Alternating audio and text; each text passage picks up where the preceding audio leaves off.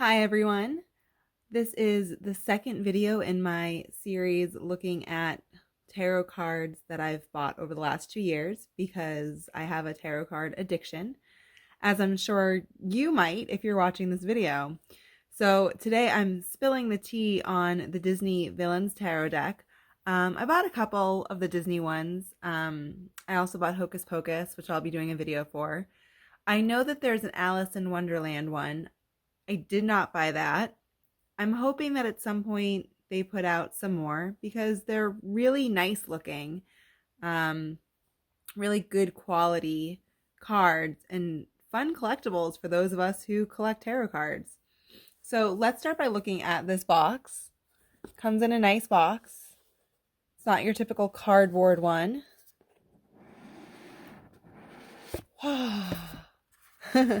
And then it has, the string, so when you have your tarot cards, you can pull them up easily. And it's a nice hard box.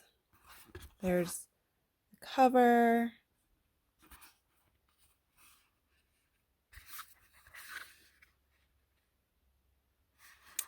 All right. And this deck, I should mention, is illustrated by Ellie Goldwine. And as you can see right on there, it does say very clearly that it comes with a guidebook. And I do love my guidebooks, and this is a nicely bound one. And we'll be looking at that a little bit later.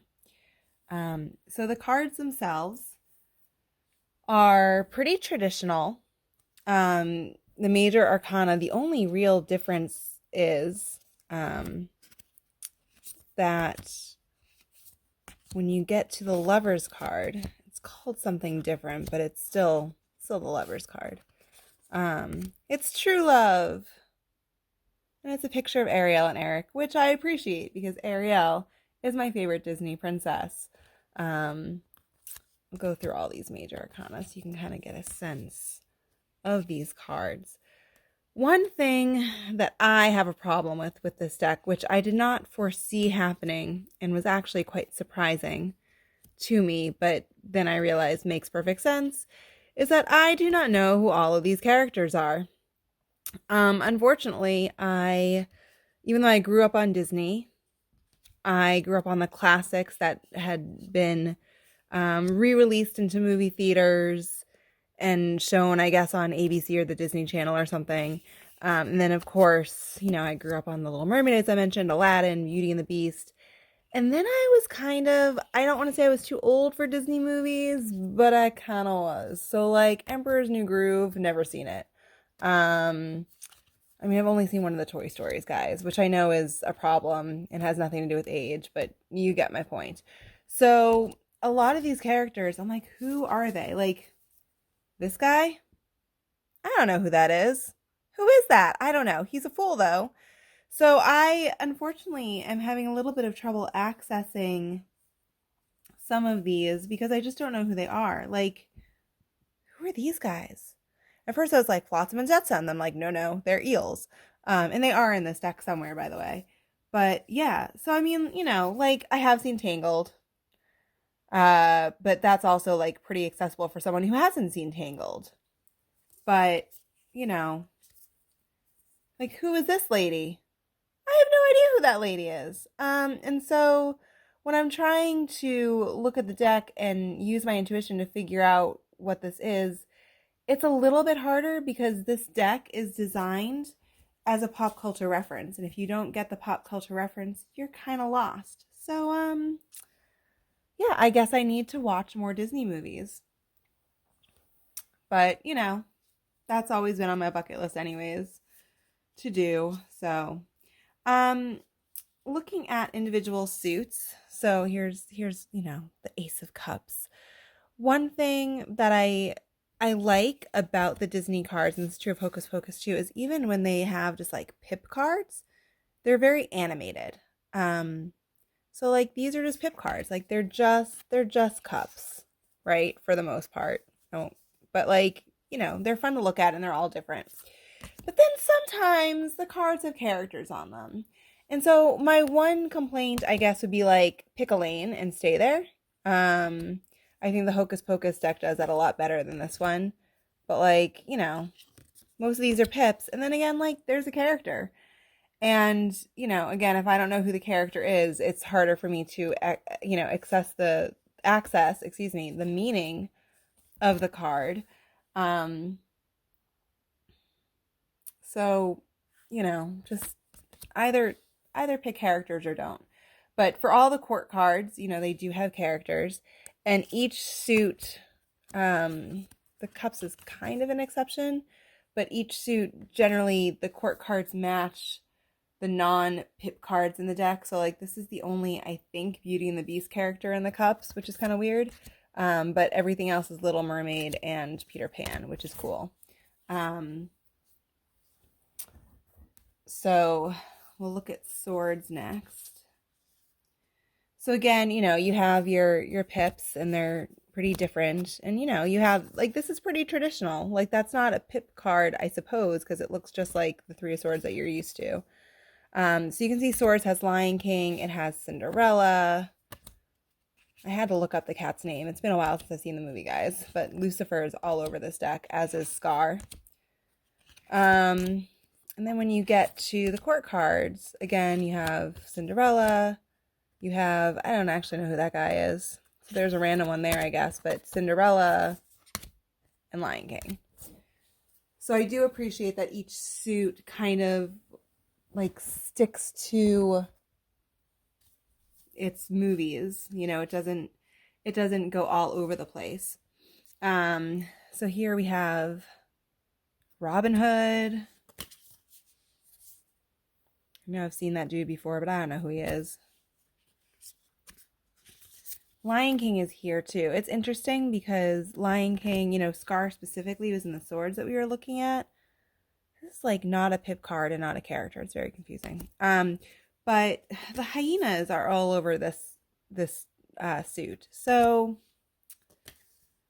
I guess what I just said is kind of wrong. But I mean, it does stick to, the hyenas are a big presence. So it's not Lion King specific. It's hyena specific. And it's very Prince John from Robin Hood specific. And as I'm saying this, I'm realizing it's been a really long time since I've seen Robin Hood. So maybe I need to revisit that. But yeah, the court cards, you have hyenas. You have a knight that I will show you in a second, but the cards are sticking together. Yeah, I don't know who that guy is. I understand that this is Madame Mim. I don't know who that is. This is from an older movie. I know, guys. I know. I should know who this is. I just don't. I'm sorry. Ooh. But, I do know who Prince John is. So, but again, for the most part, each suit sticks to its characters. We're coming to my favorite. Not because it obviously has a Jafar theme, although again, I have seen Aladdin, so you can be proud of me for that. But because I love Snow White, and this is heavily Snow White, except for this one card, which doesn't really fit in, but, it is what it is. Although I think also this has Sword of the Stone in it, so maybe that one was more from that, yeah. So it's Aladdin, Snow White, and Sword in the Stone. So I can really access the wands, finally. And,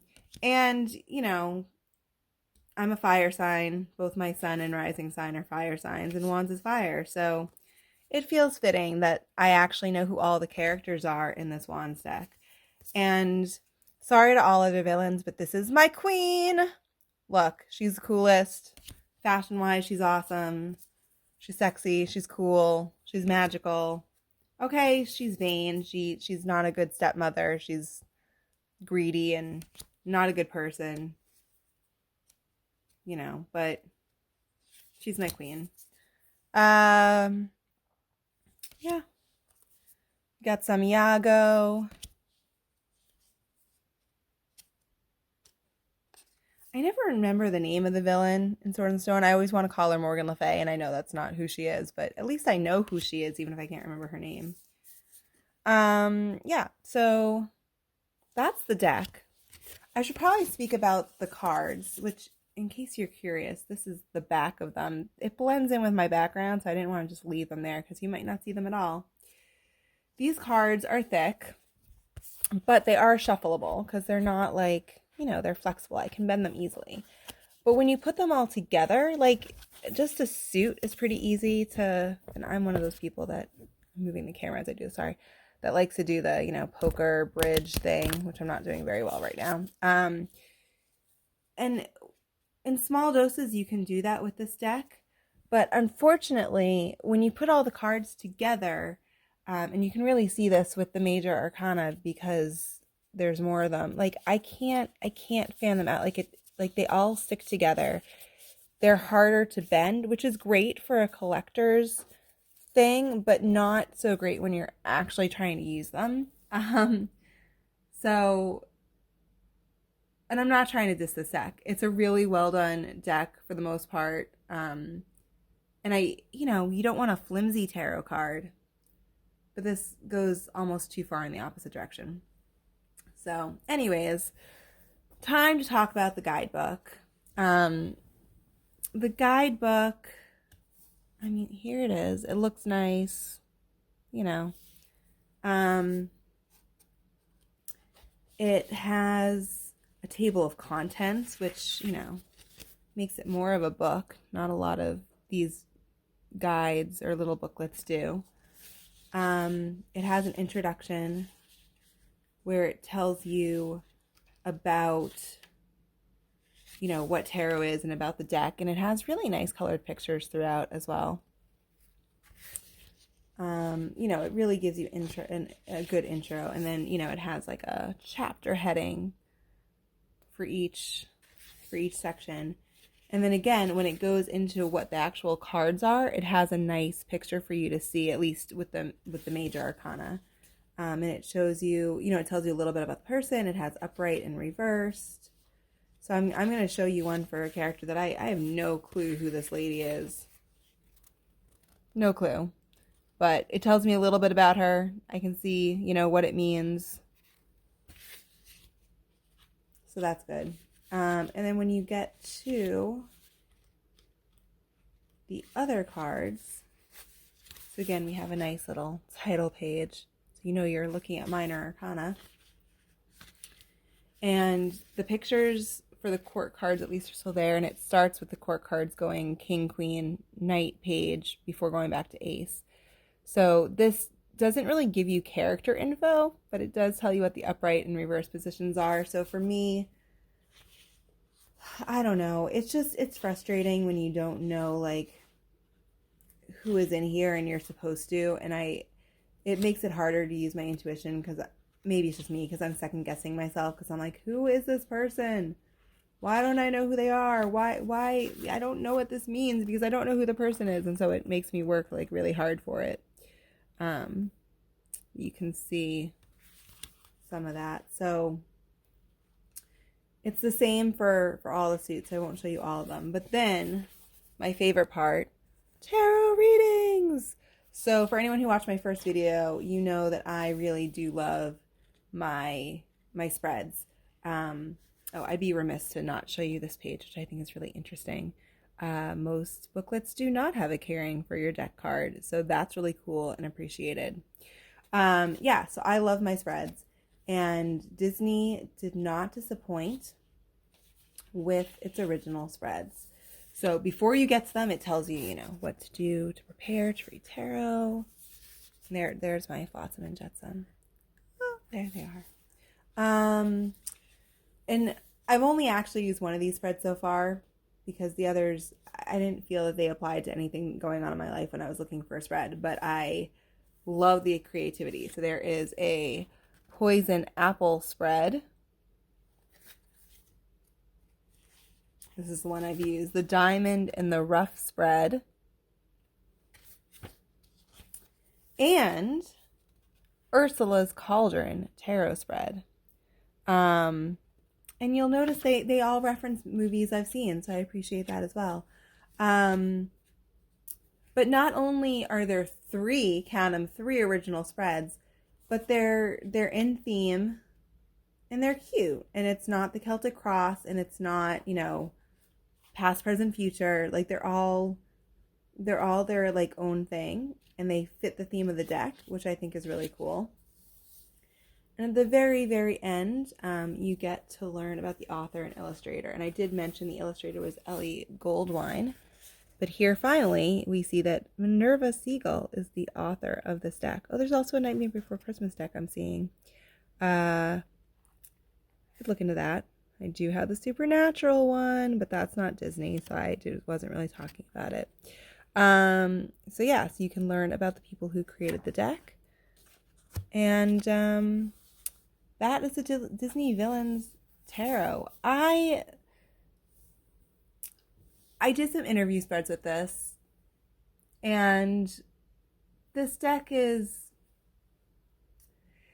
I'm going to equate it to going to Disney World, because I have to really work for this deck. It's not easy for me to use it because, well, one, I can't access all the characters, so intuition, it's a real struggle for me, because the symbols that super Disney fans might recognize, I'm like, who is this? What is this? What? And so it's harder. So I have to really work for it. And I have to really earn what I get with this deck. It's a fun deck to use. It's a deck that I can use, you know,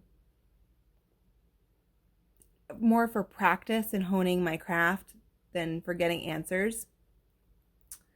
But the takeaway is that once I've used it enough, I've practiced with it enough, I've worked hard for it, I'm going to get to enjoy it and just like go for a ride with it. And I mean, honestly, I was doing the deck interviews and I got to the end and I was like summarizing everything and I was like, wow, like this is stupid because this is a Disney deck, but like it really does feel like it's telling me that using this deck is like going to Disney World. Like I have to earn it, but once I get it, once I'm there, like I'm gonna really enjoy using it and it's gonna be fun. And it also told me that it was a deck that was like nostalgic, right? And when you go to Disney World or Disneyland, I suppose it's very nostalgic. That's kind of the point, right? That's what Disney does for us adults a lot too. So I think it really succeeds in that way, at least for me. They're not going to create these decks unless there's a nostalgia value, because people aren't necessarily going to buy them otherwise. You know, unless, of course, they're obsessed with tarot and collect them like I do. Which, you know, there's a market for it, which Disney is finally, you know, opening up to. So yeah, so this deck, I don't know that I'm going to really use it for myself, because I don't know that I want to put that much work into it. I think first I just need to see some Disney movies. I think that's number one. But if you are interested in this deck, I hope that this video is helpful. If you want me to do a reading for you with this deck, I would definitely try. I'm not saying it would be easy, but I'm definitely willing to put the effort in for you, just not for me. So if you're interested in getting a reading from me, you know, you can comment, you can message me, you can email me at info@spillthetealeaf.com. And I'd be happy to do a reading for you or answer any other questions you might have about this deck. All right, well, I hope you have a great day. Thanks for watching my video.